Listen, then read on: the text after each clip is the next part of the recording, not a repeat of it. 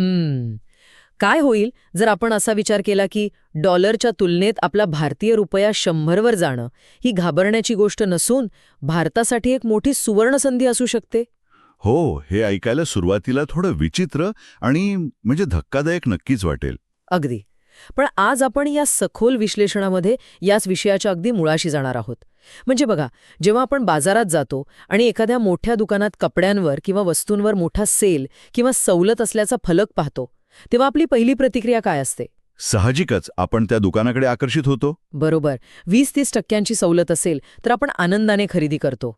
पण जेव्हा आपल्या देशाच्या चलनाला असाच एक प्रकारचा सेल लागतो, म्हणजे जेव्हा डॉलरच्या तुलनेत आपला भारतीय रुपया स्वस्त होतो.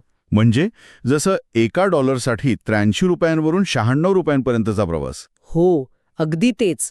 तेव्हा मात्र आपण आनंदी होत नाही. उलट सगळीकडे एकच मोठी घबराट पसरते. शेअर बाजार कोसळतात आणि बातम्यांमध्ये धोक्याचे इशारे दिले जातात. हे एक अतिशय नैसर्गिक मानवी स्वभाव आहे. कारण साधारणपणे अनेक वर्षांपासून आपल्या मनावर हेच बिंबवलं गेलंय की चलनाची घसरण ही एका मोठ्या आर्थिक संकटाची सुरुवात असते. हो ना. एका सामान्य नागरिकाला असं वाटतं की आपल्या देशाच्या अर्थव्यवस्थेचा पाया डळमळीत होतोय आणि महागाईचा भस्मासूर आता दार ठोठावतोय. अगदी बरोबर. पण आजच्या या चर्चेत आपण हेच समजून घेणार आहोत की ही घसरण खरोखरच एखादं संकट आहे की एखाद्या छुप्या आर्थिक फायद्याची सुरुवात. आज आपल्याकडे संदर्भ सामग्री म्हणून अर्थतज्ञ डॉक्टर राहुल खरात यांचा एक अतिशय सविस्तर आणि अभ्यासपूर्ण लेख आहे. हो, आणि हा लेख नीती आयोगाचे माजी उपाध्यक्ष आणि प्रसिद्ध अर्थतज्ञ अरविंद पनागरिया यांच्या एका अलीकडील विधानावर आधारित आहे. होय, पनागरिया यांनी एक अत्यंत धाडसी विधान केलंय की रुपया जर 100च्या जवळ गेला तरी घाबरण्याचं काहीच कारण नाही, कारण 100 हा केवळ एक आकडा आहे. वरवर पाहता हे विधान कुणालाही बेजबाबदार वाटू शकतं, पण त्यामागील अर्थशास्त्र खूप खोल आणि म्हणजे विचार करायला लावणार आहे. पनागरिया यांच्या या विधानामागे निव्वळ आशावाद नाहीये. अच्छा, मग नक्की काय आहे? तर यामागे जागतिक अर्थशास्त्राचे काही अतिशय भक्कम नियम आहेत. बरं, आपण हे थोडं सोपं करून पाहूया. मगाशी मी दुकानातील सेलचं उदाहरण दिलं. जर आपण चलनाच्या मूल्याच्या घसरणीला एखाद्या दुकानात लागलेल्या सेलची उपमा दिली, म्हणजे आंतरराष्ट्रीय बाजाराच्या संदर्भात. हो, तर याचा अर्थ असा होतो का की आपलं चलन स्वस्थ झाल्यामुळे परदेशी ग्राहकांसाठी आपला देश आणि आपली उत्पादने अचानक स्वस्त आणि जास्त आकर्षक होत आहेत? म्हणजे एक प्रकारे आपण जागतिक बाजारात अधिक स्पर्धात्मक बनत आहोत का? हाच तर खरा कळीचा मुद्दा आहे. याच सेलच्या तुलनेवरून आपण पुढे गेलो तर आपल्याला समजेल की आपण एका विशिष्ट आकड्याची म्हणजे 100 या आकड्याची विनाकारण इतकी मोठी धास्ती का घेतो. म्हणजे तो 100चा आकडा फक्त मानसिक अडथळा आहे का? अगदी तसंच. अर्थशास्त्रानुसार डॉलरच्या तुलनेत रुपया 100च्या जवळ गेला तरी त्यात घाबरण्यासारखं काही नाही. 100 हा आकडा फक्त मानसिकदृष्ट्या मोठा वाटतो कारण तो 3 अंकी आहे. बरोबर. 90 किंवा 95 ऐकायला बरं वाटतं. हो ना. तो 83 वरून 96 वर गेला काय किंवा 99 वरून 101 वर गेला काय, अर्थव्यवस्थेसाठी तो एक टप्प्याटप्प्याने होणारा बदलच असतो. हाच अरविंद पनागरिया यांचा मुख्य युक्तिवाद आहे. पण मग इथे एक साहजिक प्रश्न पडतो. जर रुपयाची घसरण होत असेल तर सरकार किंवा आपली रिझर्व्ह बँक ऑफ इंडिया म्हणजे RBI या घसरणीला थांबवण्याचा जोरदार प्रयत्न का करत नाही? म्हणजे बाजारात हस्तक्षेप करून? होय, ते बाजारात आपले डॉलर विकून रुपयाला सावरू शकतात ना? यात एक मोठी गोम आहे.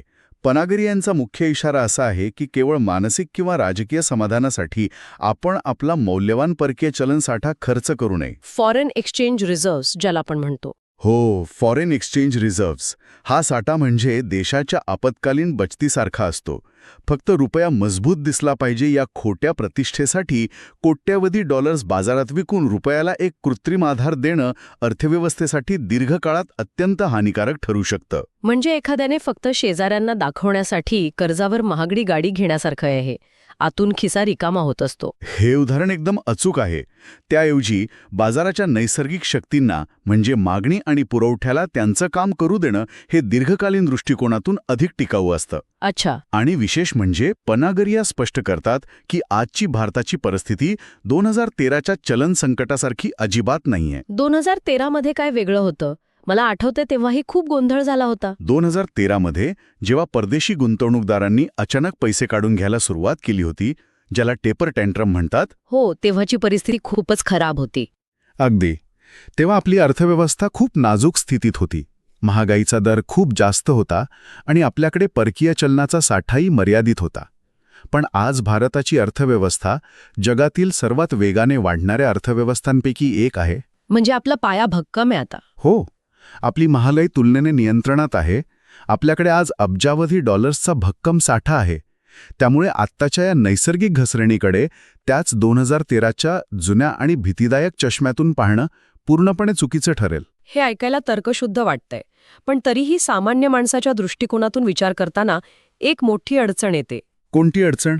आपल्याला अनेक दशकांपासून शाळा, कॉलेजांमध्ये, बातम्यांमध्ये हेच शिकवलं गेले की चलनाची घसरण म्हणजे देशाची आर्थिक कमकुवतपणा आणि चलनाची मजबूती म्हणजे देशाची ताकद. हो, हा समज खूप खोलवर रुजलेला आहे. मग अचानक हा नियम कसा बदलला? आपण म्हणतोय की घसरण चांगली आहे. अर्थशास्त्राचं हे मूलभूत तत्व अचानक विरुद्ध कसं वागू लागलं? इथेच अर्थशास्त्राची खरी गंमत आहे. चलनाचं मूल्य हे कोणत्याही देशाच्या आर्थिक ताकदीचं एकमेव परिणाम कधीच नसतं. हा एक खूप मोठा गैरसमज आहे. बरं. जर आपण इतिहासाची पानं उलटून पाहिली तर जपान आणि चीनसारख्या देशांनी त्यांच्या कमकुवत चलनाच्या काळातच सर्वात वेगाने आर्थिक प्रगती केली आहे. चीनचं उदाहरण तर खूपच रंजक आहे. त्यांनी हे नेमकं कसं केलं? चीनने जाणीवपूर्वक आपलं चलन म्हणजे युआन जागतिक बाजारात अनेक वर्ष मुद्दाम कमकुवत ठेवलं. मुद्दाम? पण का? याचं कारण असं की अमेरिकेतील किंवा युरोपमधील ग्राहकांना जेव्हा चीनमधून वस्तू आयात करायच्या असायच्या तेव्हा कमकुवत युआनमुळे त्यांना त्या वस्तू मातीमोल भावात मिळायच्या. अच्छा, म्हणजे त्यांच्यासाठी चीनचा माल खूपच स्वस्त झाला. हो ना. यामुळे जगभरातील कंपन्यांनी आपलं उत्पादन चीनमध्ये हलवलं. चीनने कमकुवत चलनाचा वापर करून संपूर्ण जगाला आपली स्वस्त उत्पादने विकली आणि त्यातून प्रचंड रोजगार आणि संपत्ती निर्माण केली. बापरे, म्हणजे ही एक धोरणात्मक चाल होती तर? नक्कीच. हे ऐतिहासिक सत्य पनागरिया यांच्या विधानाला भक्कम दुजोरा देतं की कमकुवत चलन म्हणजे नेहमीच कमकुवत देश असा अर्थ अजिबात होत नाही. ते एक धोरणात्मक हत्यार असू शकतं. बरं, जर ही केवळ कमकुवतपणाची निशाणी नाहीये, तर या घसरत्या रुपयाचे नेमके लाभार्थी कोण आहेत हे समजून घेणं खूप महत्वाचं ठरतं. अगदी बरोबर. कारण बाजाराच्या नियमानुसार जर एका बाजूने काही नुकसान दिसत असेल तर दुसऱ्या बाजूला कुणाचा तरी खूप मोठा फायदा नक्कीच होत असणार. बरोबर. या विजेत्यांकडे आता आपण नजर टाकूया. या परिस्थितीचे सर्वात मोठे विजेते आहेत आपले निर्यातदार. रुपया कमकुवत झाल्यामुळे परदेशी ग्राहकांसाठी भारतीय वस्तू आणि सेवा अचानक खूप स्वस्त होतात. म्हणजे जसं आपण मगाशी चीनच्या बाबतीत पाहिलं. हो, आपण एक अगदी साधं आणि दैनंदिन व्यवहारातील उदाहरण घेऊया. समजा एका भारतीय सॉफ्टवेअर कंपनीची एखादी सेवा आहे जिची किंमत 8,300 रुपये आहे. जेव्हा एका डॉलरची किंमत 83 रुपये होती तेव्हा अमेरिकेतील एखाद्या ग्राहकाला ती सेवा विकत घेण्यासाठी नेमके $100 मोजावे लागत होते. बरोबर. $100 गुणिले 83 रुपये म्हणजे 8,300 रुपये. हे गणित अगदी सोपं आहे. आता विचार करा, रुपयाची घसरण झाली आणि एका डॉलरची किंमत थेट 96 रुपये झाली. आता काय होईल? म्हणजे त्या ग्राहकाला $100 देण्याची गरज नाहीये? अगदी बरोबर. त्याच अमेरिकन ग्राहकाला ती 8,300 रुपयांची सेवा घेण्यासाठी $100 देण्याची अजिबात गरज नाही. आता जर त्यांनी 8,300ला 96नी भागले तर त्याला तीच सेवा केवळ $86.50 मध्ये मिळेल. अरे वा, म्हणजे भारतीय कंपनीला त्यांचे पूर्ण 8,300 रुपये मिळत आहेत, पण परदेशी ग्राहकाचे थेट $13-14 वाचत आहेत. एक्झॅक्टली. आणि यामुळे तो अमेरिकन ग्राहक इतर देशांच्या कंपन्यांकडे न जाता आनंदाने भारताकडून अधिक सॉफ्टवेअर सेवा खरेदी करेल, कारण त्याला त्या स्वस्त पडतायत. म्हणजेच आपली उत्पादने जागतिक बाजारात अधिक स्वस्त आणि आकर्षक झाली की निर्यातीला मोठा वेग मिळतो. हो, आणि याचा दुसरा मोठा फायदा आपल्या भारतातील IT आणि सेवा क्षेत्राला होतो. कारण आपलं सर्वाधिक उत्पन्न डॉलरमध्ये येतं, बरोबर?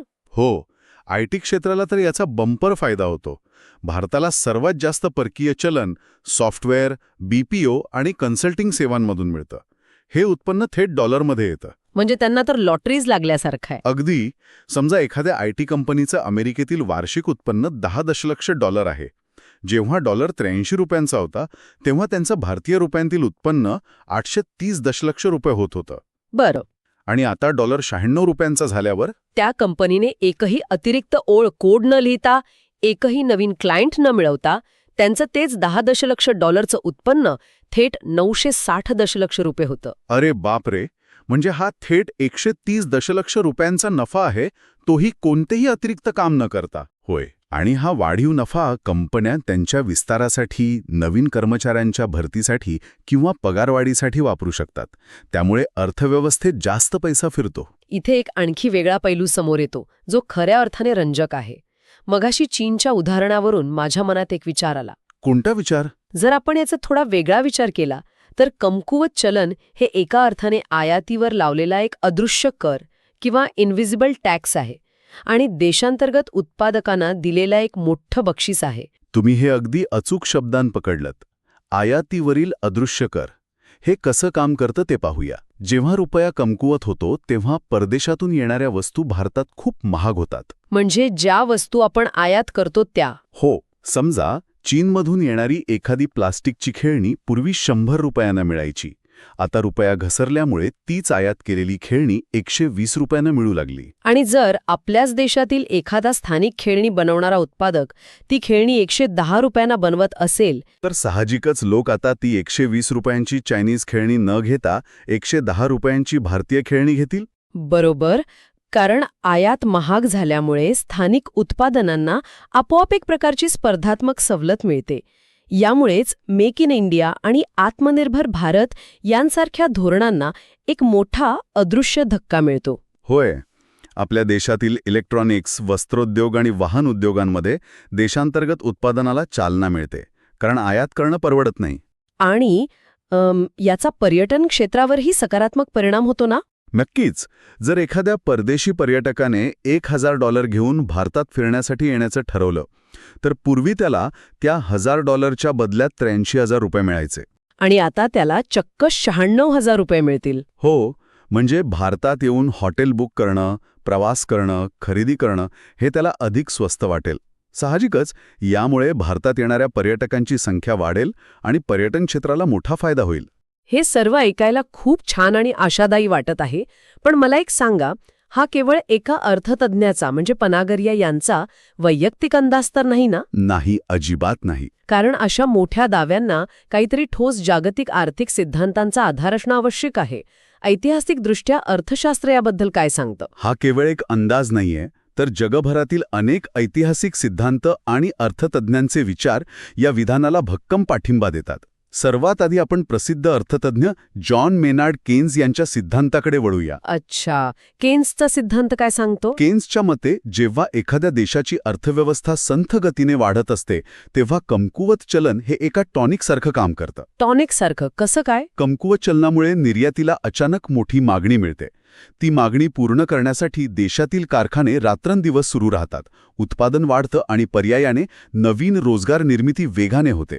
हा एक प्रस्थापित गणितीय सिद्धांत आहे. आणि या संदर्भ सामग्रीमध्ये मार्शल लर्नर सिद्धांत असाही एक उल्लेख आहे. तो शब्द ऐकायला खूप जड वाटतो. त्यात लवचिकता किंवा इलॅस्टिसिटी सारखे शब्द आहेत. हे थोडं सोपं करून सांगता येईल का? हो, नक्कीच. अल्फ्रेड मार्शल आणि अब्बा लर्नर यांचा हा सिद्धांत व्यापार संतुलनाविषयी बोलतो. लवचिकता हा शब्द इथे खूप महत्वाचा आहे. म्हणजे किमतीनुसार बदल होणं. होय.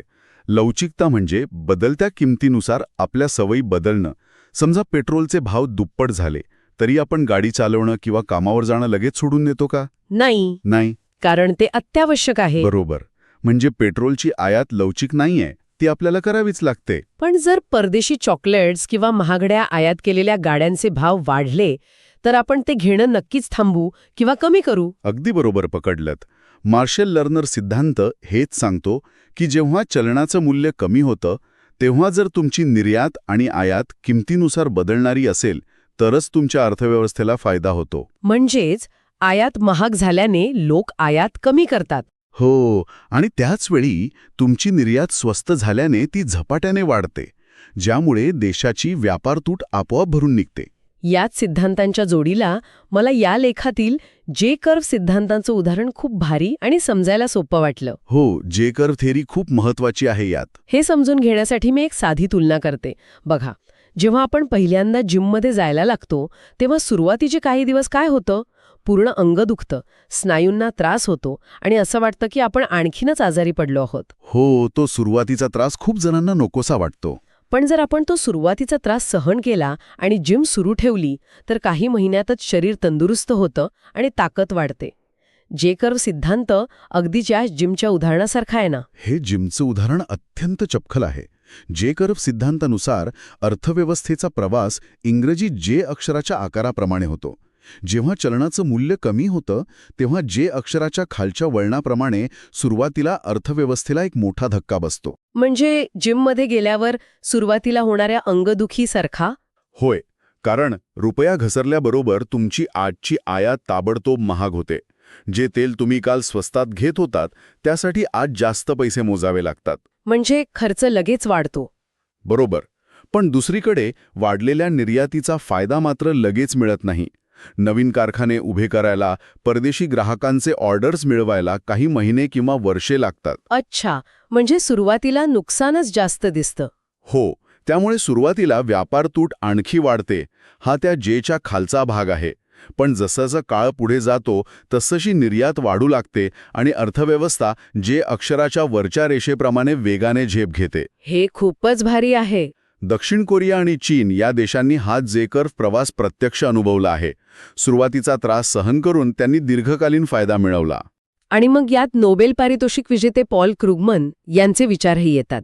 त्यांनी म्हटलं आहे की अतिमजबूत चलनामुळे देशांतर्गत उद्योग आपली जागतिक स्तरावरील स्पर्धात्मकता गमावून बसतात. जर आपण याला मोठ्या चित्राशी किंवा व्यापक दृष्टिकोनाशी जोडलं तर पॉल क्रुगमन आणि अगदी जुन्या मर्केंटलिस्ट विचारवंतांचं म्हणणं हेच आहे की जर तुमचं चलन अवास्तव मजबूत असेल, म्हणजे समजा रुपया $1 40 रुपयांवर असेल तर बाहेरच्या वस्तू इतक्या स्वस्त मिळतील की भारतात कोणी सुई देखील बनवणार नाही. सर्व काही आयात केलं जाईल आणि स्थानिक उद्योग पूर्णपणे नष्ट होतील. बापरे, हा तो खूप मोठा धोका आहे. हो ना. मध्यम स्वरूपाचं अमूल्यन या स्थानिक उद्योगांना त्यांची स्पर्धात्मकता परत मिळवून देतं. हे सर्व सिद्धांत एकाच गोष्टीकडे बोट दाखवतात आणि ती म्हणजे नियंत्रित अवमूल्यन हे अर्थव्यवस्थेसाठी एक ढाल आणि तलवार दोन्हीचं काम करू शकतं. आत्तापर्यंत आपण निर्यातीच्या फायद्यांचे आणि वाढत्या रोजगाराचे अतिशय सुंदर म्हणजे गुलाबी चित्र पाहिलं. पण कोणत्याही नाण्याला दोन बाजू असतात. नक्कीच. आणि तुम्ही मगाशी सुरुवातीच्या धक्क्याबद्दल बोललात. ज्या देशाला मोठ्या प्रमाणावर कच्चे तेल आणि सोने आयात करावे लागते, म्हणजे आपल्या भारतासारखा देश, अशा देशासाठी या नाण्याची दुसरी बाजू अतिशय धोकादायक असू शकते. हो, हे नाकारता येणार नाही. या घसरणीचे धोके आणि खरी चिंता काय आहे? कारण सर्वसामान्यांना निर्यातीचे आकडे समजत नाहीत, त्यांना फक्त बाजारातील भाव समजतात. हा अत्यंत महत्त्वाचा आणि वास्तवाचं भान ठेवणारा टप्पा आहे. आपण आत्तापर्यंत सर्व सकारात्मक गोष्टी पाहिल्या, पण धोके त्याहूनही अधिक गंभीर असू शकतात. सर्वात मोठी चिंता कोणती? पहिली आणि सर्वात मोठी चिंता म्हणजे आयात खर्चातील प्रचंड वाढ. भारत आपल्या दर्जेच्या तब्बल 80% अधिक कच्चे तेल आयात करतो. याशिवाय मोठ्या प्रमाणावर सोने आणि इलेक्ट्रॉनिक्सची आयात होते. म्हणजे डॉलर महाग झाला की हा खर्च थेट वाढणार? हो. आता विचार करा, जर डॉलर महाग झाला तर आंतरराष्ट्रीय बाजारात तेलाचे भाव प्रति बॅरल तेवढेच स्थिर असले तरी भारताला तेच तेल घेण्यासाठी जास्त रुपये मोजावे लागतील. हा देशाचा खर्च थेट वाढतो. आणि या वाढलेल्या खर्चाचा थेट परिणाम म्हणजे आयातीत महागाई, किंवा ज्याला अर्थशास्त्रात इम्पोर्टेड इन्फ्लेशन म्हणतात. हे कसं काम करतं? हे एका साखळीसारखं काम करतं. जेव्हा कच्चं तेल महाग होतं तेव्हा देशांतर्गत इंधनाचे म्हणजे पेट्रोल आणि डिझेलचे दर वाढतात. आणि डिझेल महाग झालं की वाहतूक खर्च वाढतो. बरोबर. शेतकऱ्याचा भाजीपाला किंवा कारखान्यात बनलेला माल शहरात आणणाऱ्या ट्रक्सचं भाडं वाढतं. आणि वाहतूक महाग झाली की त्याचा परिणाम थेट बाजारात दिसतो. टोमॅटोपासून ते जीवनावश्यक वस्तूंपर्यंत, अगदी साबण तेलापर्यंत सर्वच गोष्टींचे भाव वाढतात. अरे रे, याचा सर्वात पहिला आणि थेट फटका सामान्य ग्राहकांना, सर्वसामान्यांच्या खिशाला बसतो. पगार तेवढाच राहतो पण खर्च वाढतो. हेच तर खरं दुष्टचक्र आहे. मध्ये कर्ज घेतलं आहे त्यांच्यासाठी हा रातोरात झालेला मोठा तोटा असेल. नक्कीच. हे एक भयानक संकट असू शकतं.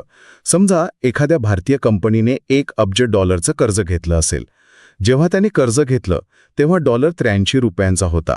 म्हणजे त्यांना 83 अब्ज रुपये फेडावे लागणार होते. बरं, आणि आता डॉलर 96 रुपयांवर गेल्यावर काय होतं? त्या कंपनीने एकही नवीन कर्ज घेतलेलं नाही, पण केवळ विनिमय दर बदलल्यामुळे त्यांची परतफेडीची रक्कम थेट 96 अब्ज रुपयांवर पोहोचते.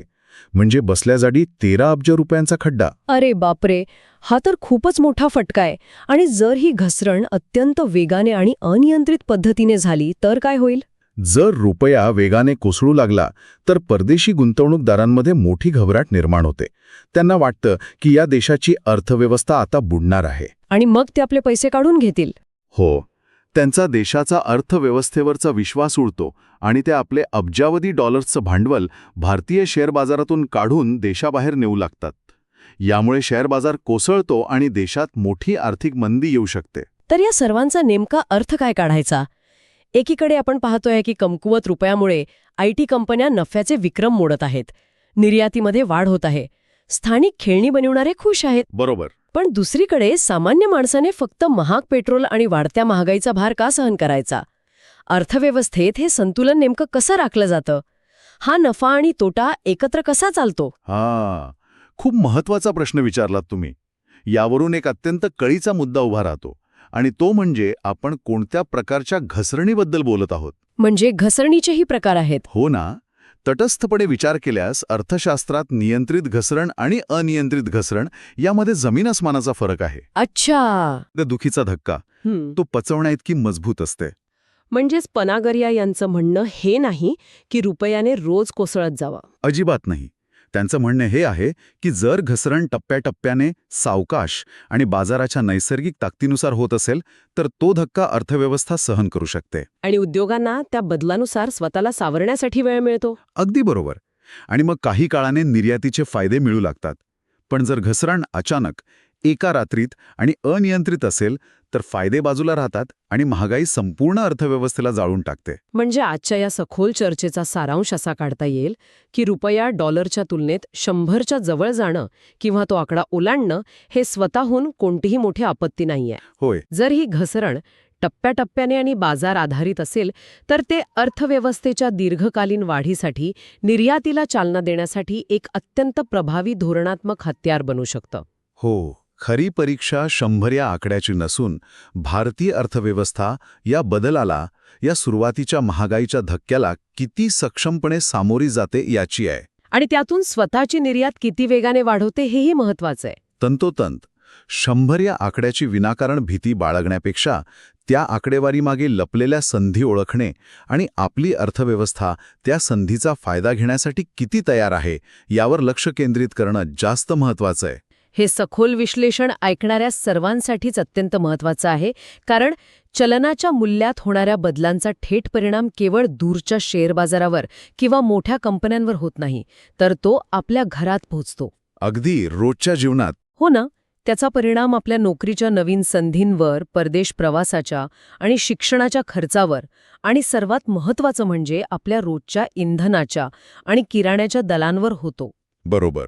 आता यापुढे जेव्हा बातम्यांमध्ये रुपयाच्या घसरणीची मोठी बातमी झळकेल तेव्हा केवळ देशाची अर्थव्यवस्था कमकुवत होत आहे अशी घबराट न बाळगता त्यामागील मेक इन इंडियाला मिळणारी अदृश्य चालना, स्थानिक उत्पादकांना मिळणारं संरक्षण आणि IT क्षेत्राचा होणारा फायदा हा व्यापक दृष्टिकोन नक्कीच सर्वांच्या लक्षात येईल. एक अतिशय समतोल आणि अर्थशास्त्रीय दृष्टिकोन बाळगणं हेच आजच्या बदलत्या जागतिक परिस्थितीत महत्त्वाचं आहे. जाता जाता मला एक नवीन आणि वेगळा विचार मांडायचा आहे. आज आपण सविस्तर पाहिलं की कमकुवत चलन आपल्या निर्यातीला स्पर्धात्मक बनवून विकासाला कशी गती देऊ शकतं. हे एका दुकानाच्या सेलसारखं काम करून परदेशी ग्राहकांना आकर्षित करत आहे. हो. पण विचार करण्यासारखी गोष्ट ही आहे की भविष्यात जेव्हा भारत खऱ्या अर्थाने जागतिक महासत्ता बनेल आणि भारतीय रुपया खूप मजबूत होईल तेव्हा काय होईल? हा एक खूपच रंजक प्रश्न आहे. तोच अत्यंत मजबूत रुपया आपल्या वाढत्या निर्यातीसाठी आणि स्थानिक उद्योगांसाठी एक मोठी शिक्षा ठरू शकेल का? मजबूत चलन हे नेहमीच वरदान नसतं आणि कायमस्वरूपी प्रीमियम प्राइस टॅग लावून बसणे हे कधीकधी जागतिक बाजारात खूप महागात पडू शकतं. हा विचार करण्यासारखा प्रश्न आहे, नाही का? पुन्हा भेटूया अशाच एका नव्या आणि रंजक विश्लेषणासोबत.